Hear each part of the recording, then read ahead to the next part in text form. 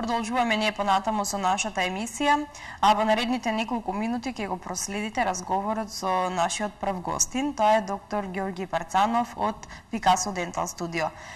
Денеска ќе разговараме на темата воспалителни процеси на корените на забите. Докторе, добро ни дојдовте овој четвртак. Добро утро. Со мала пауза повторно гостуваме во емисијата. Малку темата е абстрактна за гледачите и ја ќе се обидам појасно да ја доближам, затоа што проблемите со воспалението на корените на забите е доста честа појава. Најчесто пациентите, односно граѓаните, доаѓаат на стоматолог со прашањето дека имаат гнојна кеса, а во последно време се препратени од интернист. Значи, јас со сигурност ќе кажам дека воспалителните процеси кои се во устната празнина и како влијаат на општото здравје кај луѓето, односно се препратени често од кардиолог, нефролог, значи предизвикуваат други проблеми на срцето, на бубрезите, на очите, на кожата, така да конзилијарно се решаваат проблемите и треба да има комплетно здравје во устната празнина, за да и останатите органи ткива функционираат најнормално. Така. Ајде да кажеме на почеток како настанува воспалението на коренот во забот.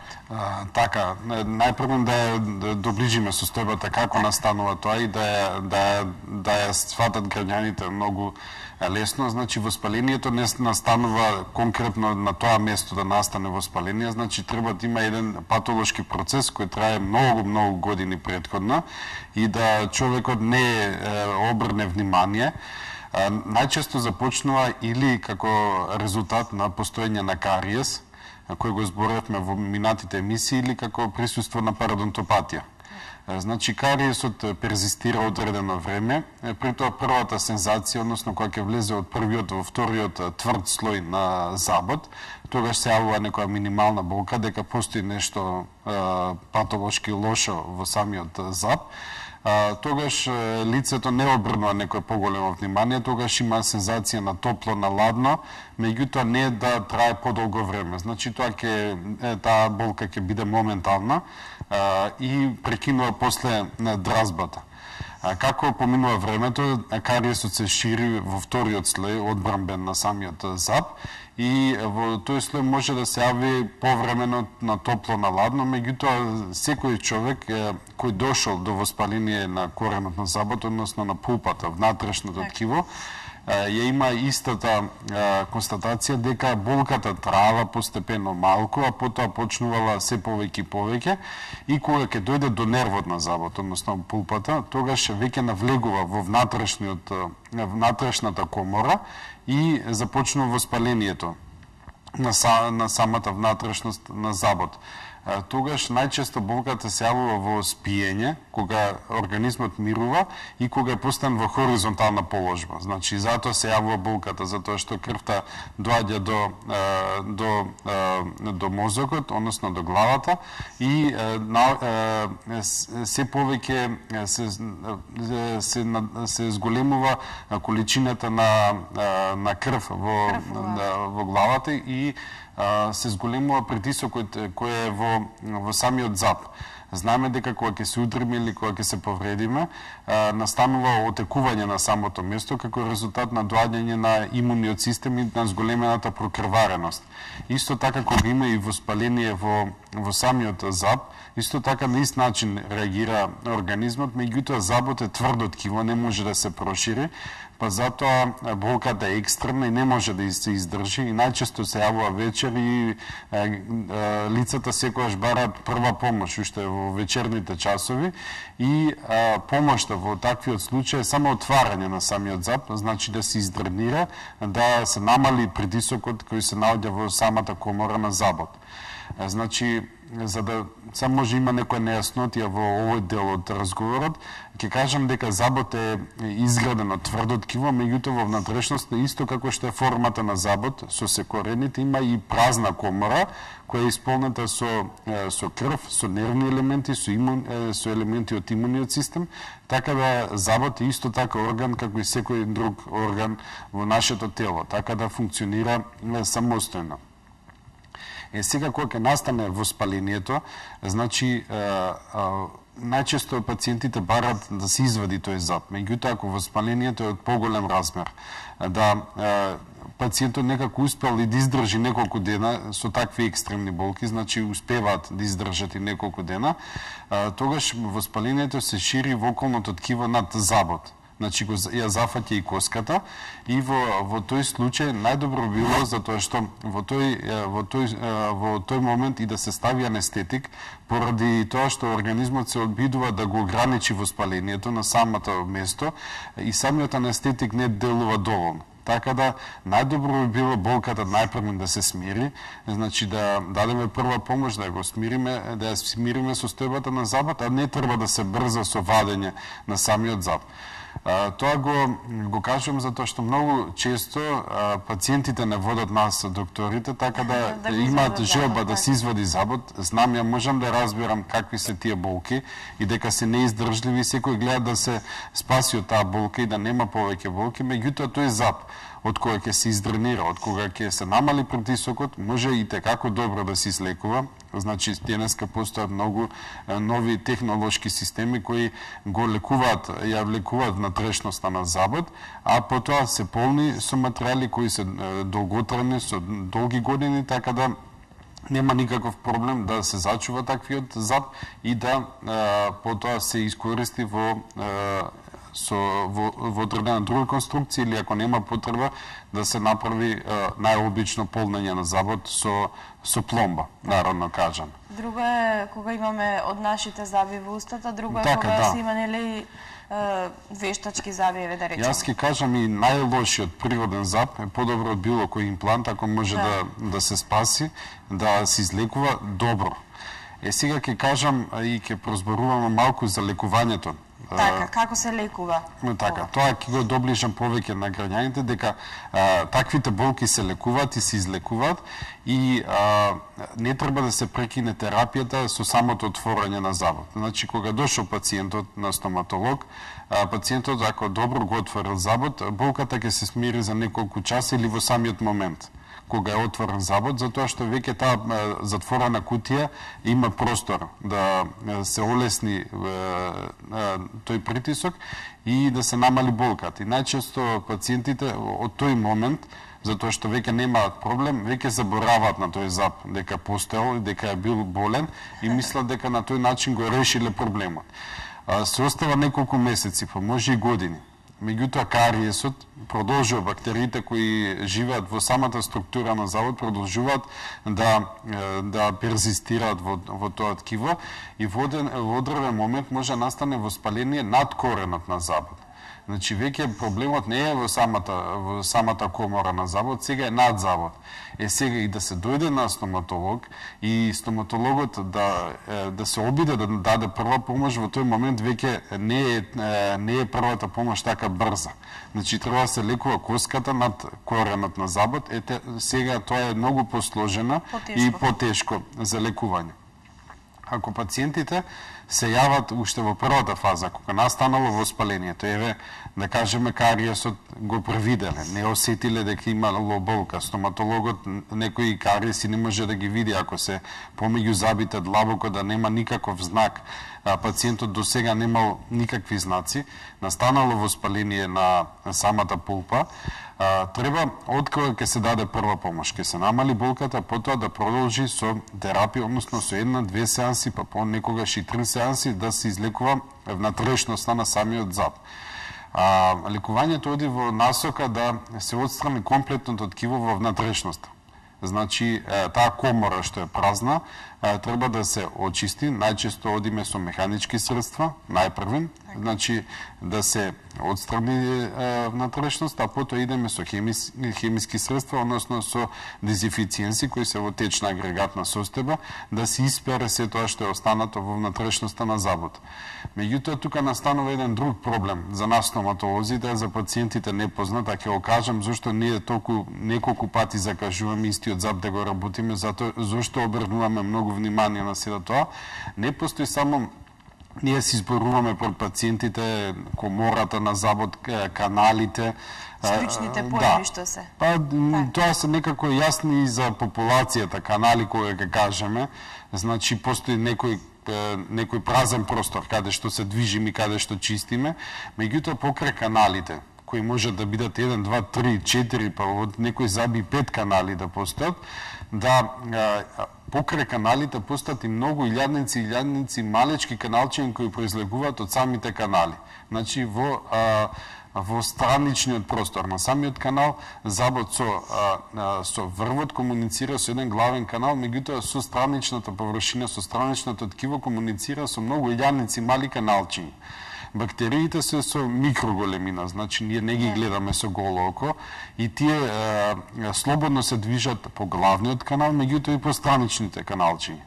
Сега, ако не се обрне доволно внимание да се очисти главниот канал, а да останат бактериите заглавени во страничните каналчиња, тогаш настанува повторно проблем да дојде пациентот, да докторе, вие ми го лекувавте забот, ама пак имам болка.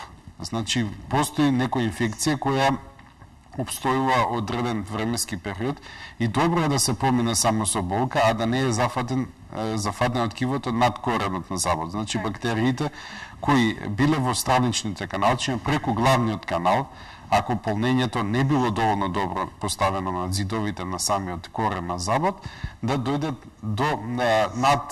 над самиот заб и да ја зафатат коската. Тогаш веќе постои некое друго воспаление кое подоцна ќе го поразговараме. Значи, при првото лекување треба да се запази да и тие странични каналчиња се излекуваат, а ја тоа го потенцирам затоа што треба да има доволно испирање, значи течности, да истече комплетното воспаление, затоа што дезинфициенсите делуваат и на страничните каналчиња, а во денешно време постои и лазер стерилизација. Ако, например, со еден дезинфициенс делуваме 100 микрометри, тоа е 10 дел од милиметарот, значи ако делуваме со таков интензитет во страничните каналчиња, лазерот делува 10 пати подобро, значи 1 милиметар. А ако 1 милиметар успееме да стерилизираме, да не постои никаква бактерија, тогаш слободно можеме тој заб да го затвориме, да го исполниме и потоа да направиме на истиот пломба, коронка, било што ако има потреба после тоа да се работи. Во одредени состојби, значи кога не е доволно добро поставено полнењето, значи од кога ќе го излекуваме забот, многу често сите тие што имале лекување на корен на заб знаат дека ние го исполнуваме на крајот. Ако таквото полнење не е добро, значи во одреден момент попушти, се одвои од самиот зид, бактериите кои останале во самиот заб може да се префрлат над коренот на забот. Сега, лекувањето на таквите процеси е многу битно да се направи затоа што може да јават повторна болка, меѓутоа на почетокот на разговорот кажав дека може да делуваат и на останатите органи. Тоа е едно жариште во самиот организам или многу од гледачите слушнале за фокуси.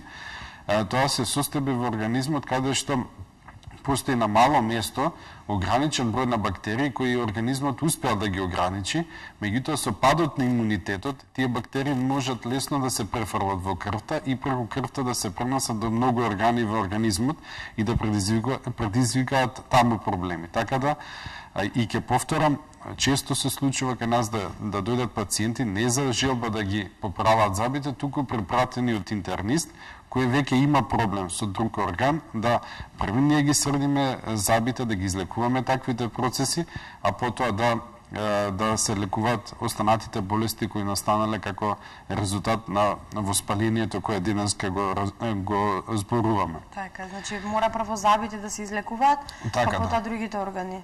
Така, затоа што причинителот се самите заби. Да.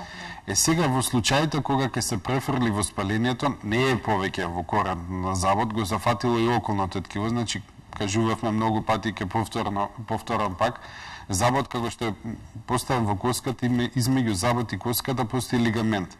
Значи бактериите можат многу лесно да се префрлат покрај лигаментот во самата коска да ја разорат коската. Така да кога ќе направиме рентгенска снимка, постои црна област над коренот на забот, така се гледа. Тоа значи дека постојат бактерии кои ги зафатиле и самата коска. Тоа мора да се излекува, не сме да се остави така, или во одредени случаи може да се види црно ограничување, меѓутоа може да постои сврзно ткиво кое со одбраната на организмот се создало, значи самиот доктор треба процени за што станува збор и да постави диагноза. Таквите процеси над коренот на забот може да се лекуваат на неколку начини. Порано, откога ќе немаше да успее лекувањето на самиот корен на забот, она стандардно преку каналот, се одеше со хируршко лекување, значи се отвара ткивото над самиот корен, се прави прозорче за да се пристапи кон коската, се отстранува коската која е зафатена од бактериите, врвот на коренот на забот, а потоа се шие самото ткиво и тоа зараснува комплетно. Меѓутоа, тоа е веќе хируршко лекување кој никој човек не сака да го прави ако не е приморен. Денеска многу процеси се лекуваат со ласерите кои ги спомнав претходно, затоа што ласерот не само што делува во околните каналчиња, тој делува и на ткивото над самиот корен на забот, така да многу брзо организмот, брзо за нас е брзо, за пациентите тоа не е нималку брзо, тоа е 1-2 месеци лекувањето, меѓутоа за да се создаде нова коска ние знаеме колку иде тоа споро, така да од кога бактериите ќе се уништат, организмот создава нова коска, така да се избегнува хируршкото лекување, кажувам во одредени состојби и ситуации, единствено тука треба стоматологот да процени дали е можно тоа да се излекува со ласер или мора да се оди на хируршко лекување. Тука постојат и едни други состојби кои исто така може да се видат како црна сенка. Тоа не е класично на воспаление кое го знаеме ние, тоа е цист, постојат и цисти многу често и пациентите доаѓаат не знаејќи за што стана збор, кажува доктор имам циста на забот. Тоа они го разбираат како некој воспаление. Циста е нешто друго, тоа е ограничен простор со одредено друго ткиво и цистата не може да се лекува со ласер, значи ако се диагностицира циста, со ласер не може да се излекува, ниту со ниедно друго решение кое оди по каналот на коренот на забот. Единствено таквото лекување може да се направи со хируршко отстранување на цистата, значи повторно се отвара врвот на коренот на забот и како една кесичка цела се отстранува цистата. Значи цистата има форма на една мала кесичка во форма на топка, која е на коренот на забот и мора комплетно да се отстрани, значи треба да се внимава да комплетно се отстрани, затоа што и најмало парче од таа кесичка ако остане, може повторно да продуцира нова циста и да се создаде нова циста, која може да биде нов проблем и повторно да се оди на хируршка интервенција или да дојде до загуба на самиот заб. Така. Доктор, овде ќе ве прекинам, само да кажеме дека нашите гледачи може да се јавуваат на телефонскиот број 2521 003 и да ви постават прашање доколку ги интересира нешто. Да продолжиме понатаму со следното прашање. Дали може воспалението да се прошири и во околното ткиво? Така. Зборував до сега, значи коренот кога ќе биде комплетно зафатено бактериите, може да дојде во одредени состојби на намалување на имунитетот на комплетниот организам, така да бактериите слободно се движат по каналите на коренот на забот и постепено го зафаќаат самата коска. Сега, од кога ќе биде отстранет самиот заб, при таквите лекувања треба не само да се отстрани забот, треба да се отстрани комплетното воспаление кое се наоѓа во коската покрај забот, за да повторно не остане некој воспаление и без постоење на самиот заб. Така. Така да, кога се одлучува стоматолог, значи ќе потенцирам во овој момент, кога се одлучува за отстранување на забот, а постои воспаление над коренот на забот, треба не само да се отстрани комплетно забот, туку треба да се отстрани воспалението над забот. Ако од друга страна пак докторот се одлучи да го зачувува тој заб, значи да се направи комплетно полнење, стерилизација на забот. Таквиот заб, многу луѓе се исплашени во тој момент кога мислат дека го изгубиле нервот, дека тој заб веќе е готов, дека нема никаква функција. Јас со сигурност ќе кажам дека ако се излекува добро, значи да се добро наполни забот кој е претходно бил болен и ако добро се затвори, значи да нема никаков контакт на трешноста на забот како претходно со плуканката од устната празнина, таквиот заб може и tekako да се искористи во било каква протетска изведба понатака, значи истиот заб може да се оптовари еднакво како и сите останати природни заби со мостова конструкција со протеза. Така да многу пати кога зборувавме за протетиката, повторував дека било каков заб може да се излекува, а дополнително да биде искористен во протезка конструкција, така да во долната вилица кога постои таков заб, макар и лекуван, ако треба може да се направи ревизија на полнењето, значи ако полнењето не е добро, ако постои воспаление под коренот на забот, значи ние имаме и материјали и системи кои можат да го отворат повторно забот, да ги отстранат бактериите, нечистото ткиво во внатрешност и повторно тој да се исполни од поново за да се искористи во одредена протетска конструкција, многу битно за долната вилица каде што постои јазик, образи, за да не доаѓа до поместување на таквата протетска конструкција. Значи ќе кажам и ќе повторам, гледачите и најмало коренче да имаат кое стои и долги години кои стои така, може да се исполни, а потоа ќе кажам како може да се искористи за комплетно изградување на друга конструкција. Така, од режија ни јавуваат дека имаме гледач на линија. Добро утро. Добро утро. Кој се јавува? Имам едно прашање до докторот. Повелете. Имам заби кои што се под навлаки. Во блок е тоа. Меѓутоа, веќе ми се има појавено долу така болка, кај што е снимено и има некој процес. Што треба сега да направам? Дали да ги вадам или може да се излекуваат? Или можам да отидам до ординацијата нивна, да ги погледне докторот снимките и да ме посоветува што треба да направам. Ви благодарам за јавувањето, се надевам дека ќе бидете задоволни од одговорот на нашиот доктор. Повелете. Може и да дојде до ординацијата, ја ќе кажам бројот сега од ординацијата 60 90 979. Така. Меѓутоа ќе кажам и многу често е ова прашање кое се поставува, треба да се види од каде е причината, значи за настанатото воспаление. Ако се под коронки, може да настанат како резултат на постоење на претходен кариес кој е покрај вратот на коренот на забот или отпосле да отпочнал кариес и го зафаќаат самиот заб. Значи воспалението да се види од каде потекнува. Ако е постоење на кариес, треба да се отстранат коронките, да се излекуваат забите и потоа да се направи тоа најдобро, нова конструкција. Да. Ја кажам се за најдобрите решенија.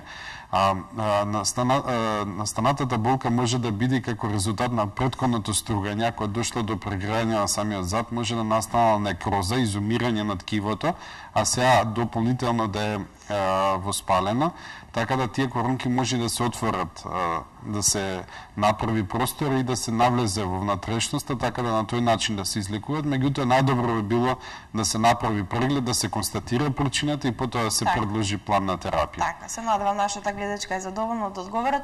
Имаме друг гледач на линија. Добро утро. Добро утро. Повелите со вашето прашање. Поздрав до вас, поздрав до докторот и едно прашање. Керка ми има 14 години.